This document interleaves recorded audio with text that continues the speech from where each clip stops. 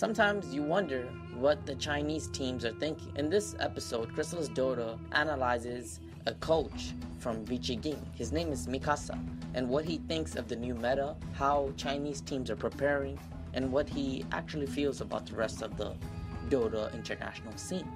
You see, if you don't understand your competition, how can you make your own game better? So this is what Mikasa feels.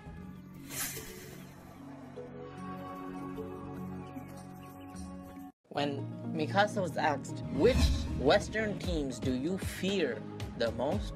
He says, in my opinion, based on the current meta, the strongest team is Team VP, and Team Liquid and Secret are just following ticks behind. It's mostly only these three teams. Now, when you think about it, this is very true. Especially when you look at the tournament winnings this year, VP is at the top. Team Liquid always seems to be placing at the top 3 positions, so they're not too far behind either, but they weren't able to beat the top teams and win the tournament. So this means that this is a valid argument. So then he was asked, I know you play a lot of Chinese qualifier matches. Which Chinese teams do you think poses a lot of problems? Then he seems a little bit more specific to this answer. He says, unlike other regions, Chinese teams tend to be more volatile.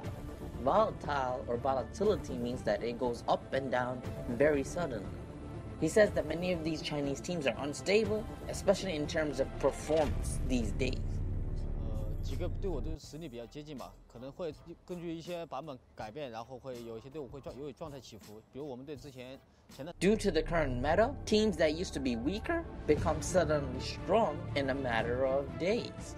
However, as coach of Vici Gaming, we feel that the most stable teams are VGJ, Newbie, and, of course, LGD. He also says something very interesting. When asked about the new meta, yeah, he says the new meta is cool and all, but he also adds something that many teams like Evil Geniuses or OG may not consider very highly. He says to win in this new meta, it is very, very dependent on the captain. 哪怕当时有个队伍很多战术打得非常好，但是因为一些版本的小改动，可能会导致一些战术发挥不是那么舒服。然后我觉得这个改动还是非常好的吧。这样的话，因为大家都需要不断的去学习，然后不断的去尝试一些新的战术。 If you don't have a good captain that makes split-second decisions, you will not win. See, this is a very key component in the current format of Dota. A captain has to take control of the situation, read the plays, read the map, read the opponent, and make an ultimate decision for the team, which they have to follow. It's a read of the game, and this is what many top-tier teams have, a captain that reads the situation and makes a split-second decision. This is very important, and perhaps Evil Geniuses can learn from this type of thinking. Oh, he got him! He got him! They're on their feet, they're chatting!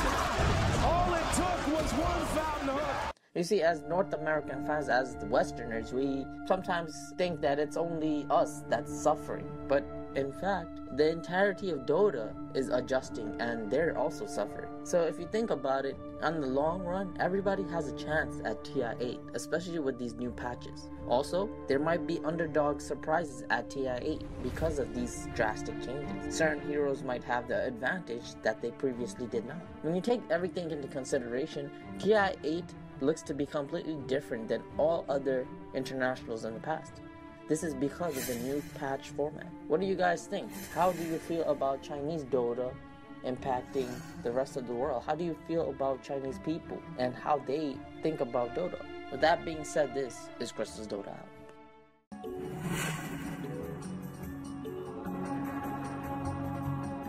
By the way, guys, you can win a TI8 International 2018 Compendium. All you have to do is share, comment, and subscribe to this channel, Crystal's Dota. I really want to support the TI industry, the Dota world. It means so much. So I hope you guys can win. Subscribe, share, and comment.